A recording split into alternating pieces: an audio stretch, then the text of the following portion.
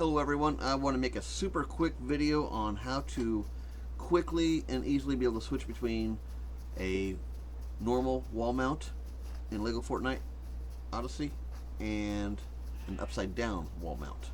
So in order to do that, what you'll want to do is you'll have your wall of your warehouse or whatever, and you'll have a shelf where you would have that would go right over your chest. I don't have the supplies for a chest right now, but if I had a chest there, I'd have the shelf right over it. Then you put your wall mount centered over your chest, and then what I like to do is I temporarily add one of these. Now this will allow you to fine tune right at the height of where that board's going to be, so you can get the exact height. So you want to get this matching up with the top of that wall mount, and I did that on the front of the shelf here, so now I got to put another piece behind it right there. Now I can get rid of this, add a couple pieces here that extend off the side,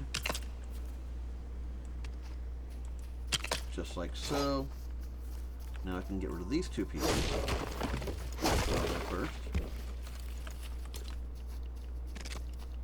And you could, I guess, you could have just moved it up 2 notches above the wall mount as well. This is just the way I do it usually. And then now I aim at the black part of the switch plate that I just put down on the bottom of that shelf, and now you'll see that the shelf is upside down. I nudge it as far back as I can get it. I put one right in front. Now I get rid of these. Now, when I put a shelf upside down, I can flip it around.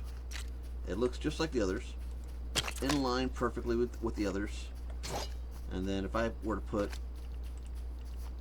a piece of wood on that one, it's upside down. Whereas I put on this one, it's right side up. That's all for now. Talk to you later.